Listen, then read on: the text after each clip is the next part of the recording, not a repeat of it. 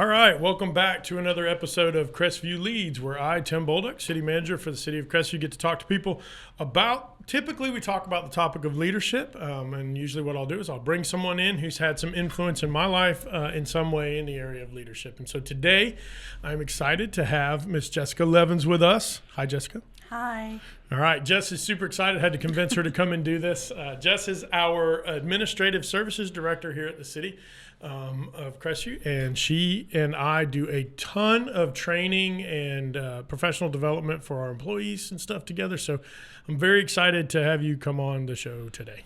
Yeah. All right, so first let's start by telling us a little bit about yourself. Ooh, that's a tough one. So I'm actually Okaloosa County, Crestview, almost native. Lived here pretty much my whole life. I live here now with my husband and our two dogs, and we've been here since 2009 permanently. And like Tim said, I'm the Administrative Services Director for the City of Crestview. So that's human resources, risk management, IT, communications, all sorts of fun stuff. Right, so you're technically sort of responsible for this nonsense. I somehow am. This podcast, yes. Right, and Jayla and Shay, you're responsible for them. Yep, they're part of our wonderful team here. Yeah, we're going to get them. I'm going to drag them on the show here pretty soon. It'll probably be about as hard as dragging you on the show, but it's going to be good.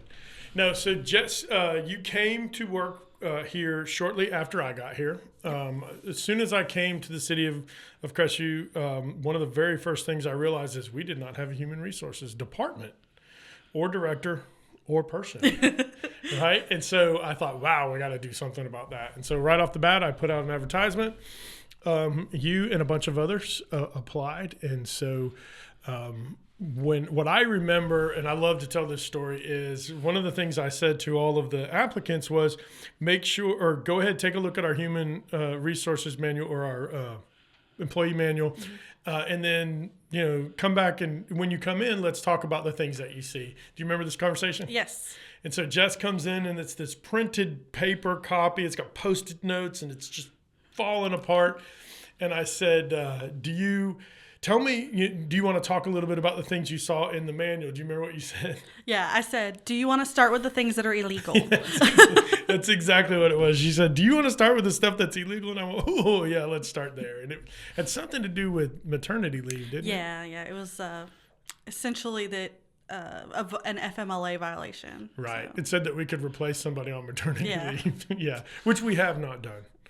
But it was in the manual. So anyway, so from that moment on, as soon as you said that, I thought, man, this is going to be good. And blew everybody out of the water, hired Jess pretty much that day, I think. I'm pretty sure I called you right afterwards, yeah, and said, hey, do you want to come work for us? Has it been anything like you expected? Definitely not. Right. I don't know what you do expect when you hear that you're going to be the first person in a position, but it's definitely been much more. Yeah, much more. Yeah. So actually, I think I hired it was just like as a specialist or something, right? And immediately I knew, no, she's going to come run this department and probably the world someday. So no, fantastic. So one of the reasons also, before you started at the city, you worked in social work. So tell us about that. So I worked in HR and government before I came to the city. But before that, I had the wonderful privilege of graduating from college during the recession, right after the big housing crash. And so I went and I decided that I was going to use my degree no matter what. Right. And so I went into social work for a few years. I worked with child welfare, and so I got to see a lot of families and I worked for the Department of Children and Family in this area. Right. So I got to see a lot of the families that were in need here and what resources were available to them and what resources weren't available to them. Right. So it really, in my opinion, it makes you a better person to learn about other people's experiences and to really get in there and help some people better their lives. What would you say was the best part of that job?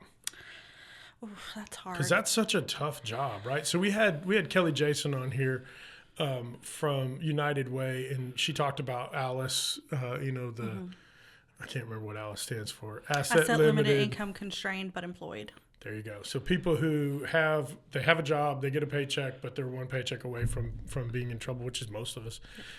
So she talked a little bit about that, but I can only imagine that working on that social work side, because you work with kids. And so what about that part? The best part of it was opening the kids' eyes. So I focused primarily on older kids.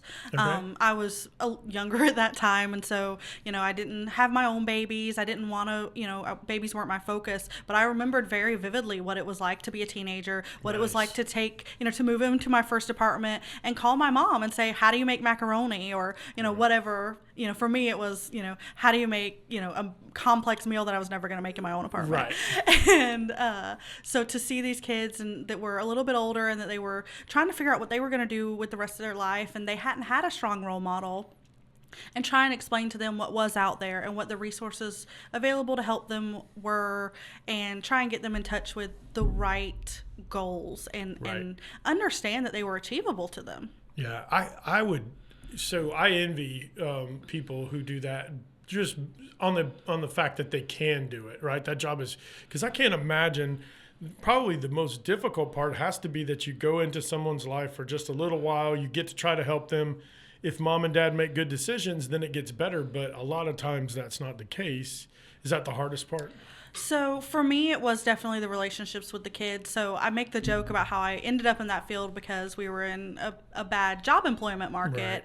Well, the reason I stayed for so long is because how was I going to hand the lives of these children off to someone else? Even though I worked with an amazing group of people, and I'm still friends with many of them, and I have so much respect for them, it's almost like handing off your own kid to somebody and saying, I trust you, do what's right for them. Right. So the point in my career when I actually left was because my morals and my values no longer lined up with what the organization was doing. I see. And that was the only way I was able to make the break, because those kids still had my heart. Right. Very cool. It's also a great segue into the stuff that we do, right? So we talk a lot about, you never expressed that to me before. That's very interesting. I learn something new on this thing all the time.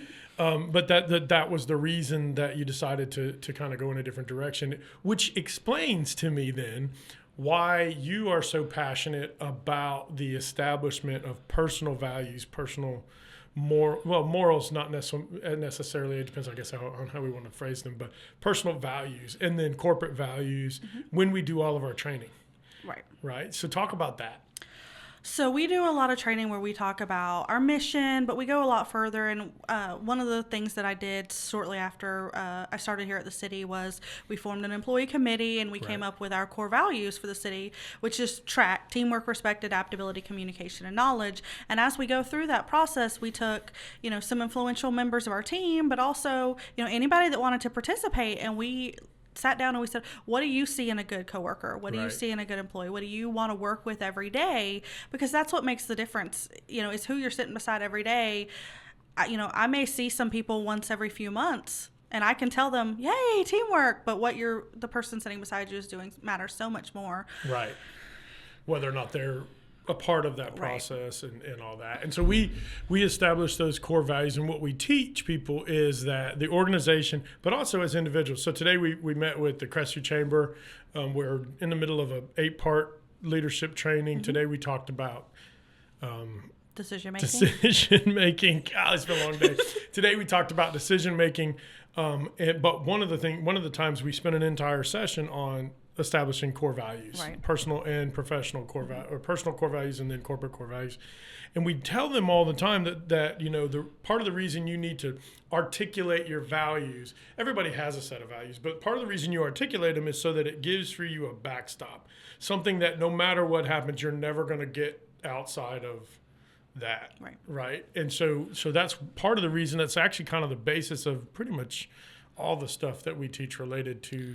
Yeah, the best way to describe it is a backstop, because it is. It's what you're going to fall back against every single time. And so one of the things that I always think of when I think about that is one of the more recent thing that's been coming to me when we've been doing all of these teachings with our leadership team, but also, other organizations, is it's all about you. Are you in the right place? whether it's the right place within the organization or inside the right organization. Right. Without that, you're never going to be successful, and your core values are what's going to help you determine if that's the right place for you or not. Right, for sure.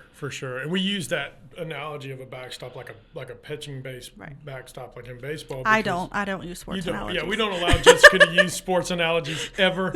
Probably the funniest experience in any job interview was when we were interviewing our current Parks and Recreation director, and we're closing the deal. He's great. He's fantastic. And Jess tried to do a sports analogy, which was atrocious. So the best part of that story is it just goes to show you that no matter how authentic you are to yourself, if you hear enough sports analogies, you too will try and make one. That's it, because there was about 10 during that meeting. But the reason we use it, or I use a backstop, is because the whole idea of the backstop is when the pitcher throws the ball, no matter what, even if the catcher doesn't catch it, nothing gets past it. And so it's like, if this is how far I will allow anything to go, for me personally or for the organization, it's always going to catch it, no matter what the phone coming out it is, that it'll always catch it. And so that's one of the reasons we use that analogy. But one of the cool things I like, one of the reasons I wanted to have you on here is because, so I've been doing this stuff for a long time. I'm a little bit older, a lot older than you are. And I've been in this,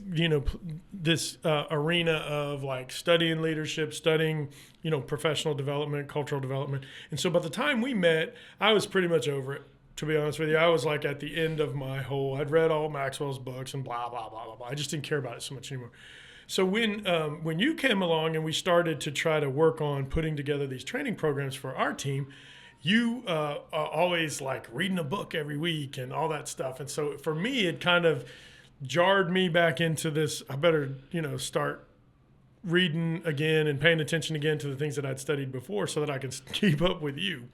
But so talk about you read all the time. You're always, so what are you reading right now? What's going on right now? So right now I'm reading the fourth book by Jim Collins in the Good to Great series. I'm only reading that one, though, because my husband has to read it for school, and I can't handle him knowing more than I do. No.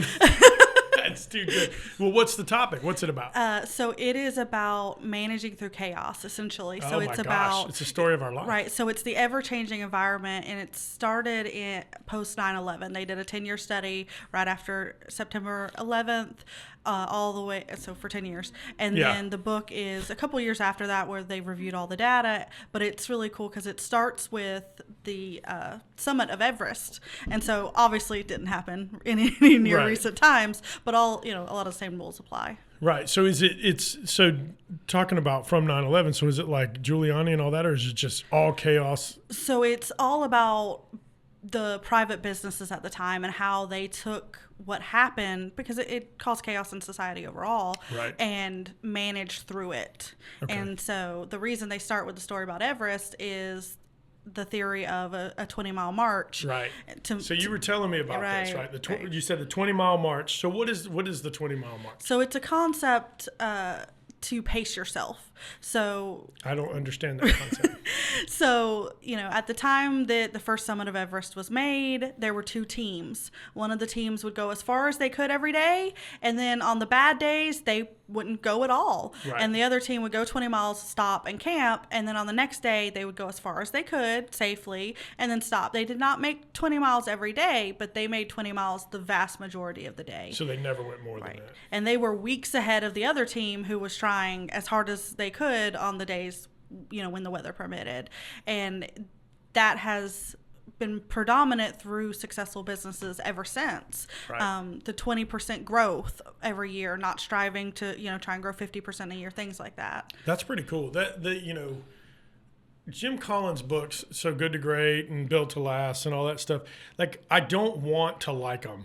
I don't, because I don't like the premise behind them. So on this podcast, I talk about it all the time. Pick on Simon Sinek and all those guys that, like, all they do is talk, and then they don't have to get out and go and run an operation every day. So I always use that as my excuse for why they don't know what they're talking about.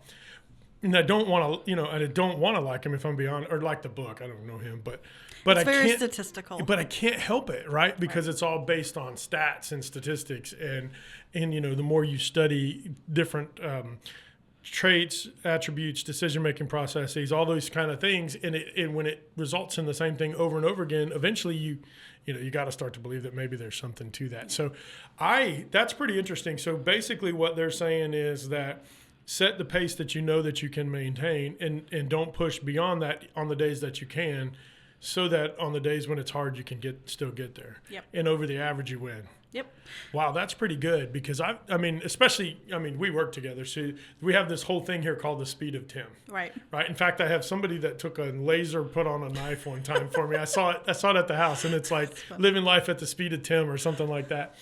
So I don't necessarily understand that whole idea or concept of pacing it. So I'm not sure I appreciate you reading that book, because you're going to... Oh, I'm just as bad. So my goals for myself when I was younger was I got my bachelor's degree before I turned 21. Nice. And that was why? Why did it have to be that quick? But Right. It did for me. And then I got my master's degree before I turned 30. And those kinds of things, they don't change your life. Right. It's just when you set your own pace, you set your own goals and all of those things. And so I have to keep reading things like that to keep that in the back of my mind, that, the pace isn't always the goal. Yeah. One of my favorite stories that I tell about Jess all the time when I'm teaching, or we're teaching together, is about when you read the 5 Dysfunctions of a Team by Patrick Lencioni. And so Jess comes to work and she's like, hey, you got to read this book. Right. And I was like, yeah, sure, I'll read the book. Pat her on the little head. Oh, it's so cute. She's learning all this. And so over and over and over again. Then finally, one like Friday, I'm like, for the love of everything holy. So I order it on Audible and listen to it like 3 times that weekend. And so Sunday, I'm texting you going, oh my gosh, this is the best thing ever. And so from that point on, I kind of take it serious when Jess goes, oh, you got to read this book, because it's just like your ability to continue to study and continue to grow has been super, super impressive. Yeah, I was very lucky when I was little. I had my grandmother lived right next door to us, and she was a huge proponent of lifelong learning, and she would bribe me when I was little to make sure I kept reading and all of those things, and I've always kept that with me. And it's, I'm sure that there's a few books that she would prefer that I read more often, but it's definitely something that it's just always followed me. What would you say is your favorite book you've read? Oof, that's a tough one. When I was in college and struggling to finish, I read a book called The Outliers, which was really important to me. It was about overachievers and, how to kind of cope with when you go from being the top of whatever you're doing to being the middle of the pack. Oh, wow. It's called Overachievers? I believe that's the title of it. It's been, like I said, it was when I was in college, so it's been a couple years now. But I went to a rural high school that was K through 12, and I excelled. And then I went to Northwest Florida State College, and I excelled, and, didn't have to try real hard. And then when I started finishing up my degree, I didn't have to try real hard at that, but then you start working and you realize that you don't know everything. And, you got to kind of get used to that. And then when I went and got my master's degree, I really did learn I didn't know everything.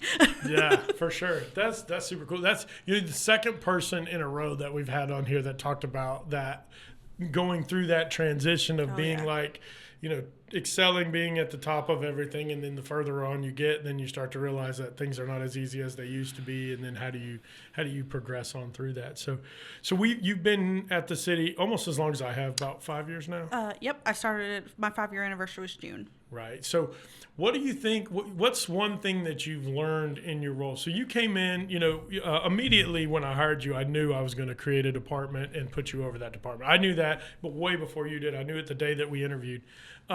But wanted to get you in, let you get settled. But in the time that you've been here, you've taken over. You were appointed as I created the administrative services, which is our human resources and that payroll, that kind of stuff. But also, for a short interim, I had you serve as the Parks and Recreation Director for me. You filled in there for a little while in a couple different places. What do you think? What's something that you've learned in your time here at the city that kind of stands out for you so far?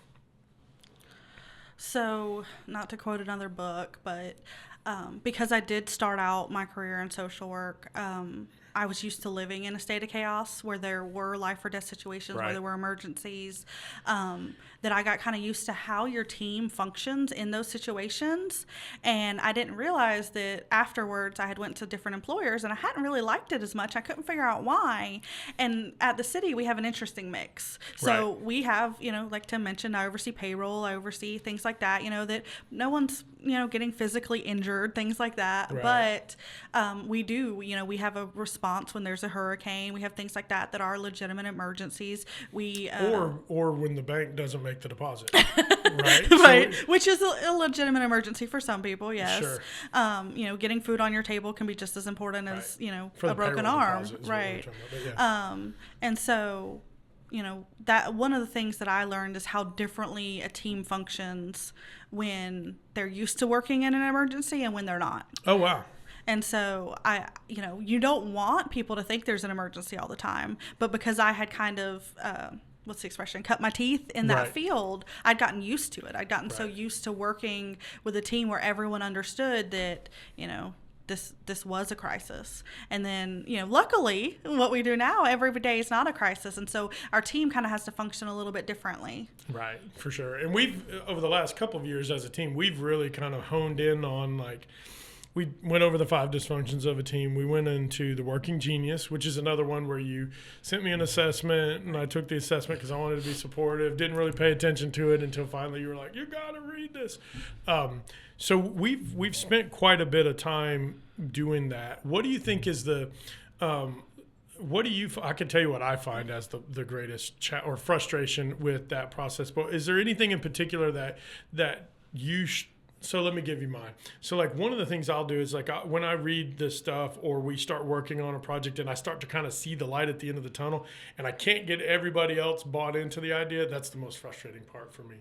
What for you is in the overall trying to develop or working towards developing a team, what do you think is the most frustrating part?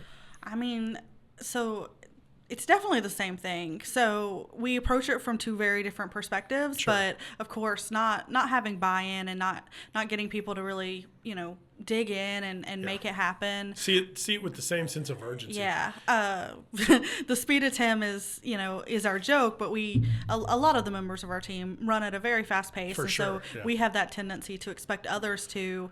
One of the, to pivot off what I said earlier about, teams that work differently in different situations, one of the things about that is in a crisis, you don't have to have as much self-awareness. You're putting yourself to the side. So when you're working on a normal day, that extra self-awareness, which is what Tim's talking about, comes from those assessments like the working genius, and the 5 dysfunctions focuses on the awareness of the team and where they're at. And so once you have that extra level of awareness, you do get more engagement. Right, for sure. I for me, what I have to do about it is I have to extract myself from, because we have a great team. Like the things that we've been able to do, the organization has been able to do, how everybody works together, all of those things. A lot of people, and this is not anything about me or anything or any of that part, but a lot of people wish that they would get it to that place in their organizations, especially when you're talking about local government, like some of the stuff that we have. But we always look at it like, what's the next thing that we can do to make it better? Right. And so sometimes it's easy to get hung up on that as opposed to recognizing, hey, this is what, that we've really come a long way and things are doing so great. We've been focusing in on that, on the good to great concept for, making sure that we don't get we don't get complacent in good, so that we can continue to push to being great. But it's one of those things that is definitely, a challenge. One of the questions I ask everybody, and I didn't brief you on this one, so you're probably going to be mad at me, but I didn't brief you on any of these, so you've done great. One of the questions that I always ask everybody on here is this: as you look back over your career, look back over your life, both from a professional perspective and just a regular perspective, and you look at all the different people that have had some form of influence in your life, or you've watched, or maybe they don't even have influence. Sometimes people list super famous people. When you look back or you look at different leaders, and who stands out in your mind as somebody that you appreciate what they do, and then what part of their style do you want to emulate? Why are they someone special? Why do they stand out? Yeah, I'm not prepared for that question. This is always a really hard question for me because I feel like I take something away from everyone I interact with. Nice. So I've decided that all the very intelligent people answer it that way. The last guy I had on here is Autry, and Jason Autry, and he's super, super intelligent too, and so that was his answer. Well, I take this piece from that person and this piece from that person. It's also easier to say, I learn what I don't want to emulate. Well, I mean, that could be. But I can... Let's get some names. I can tell you that, my very first job out of college, I had a tough...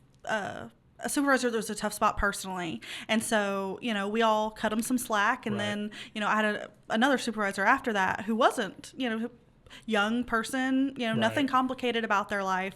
And they were able to just look at things from a cleaner, newer perspective. And we had difficult conversations because they didn't understand what it was like to be a supervisor because they were so young and inexperienced. And sometimes even not having those difficult things happen in your personal life changes how you react to other people having difficult things in their personal life. But she was still an amazing supervisor because she was a good role model. She was a good person. Nice.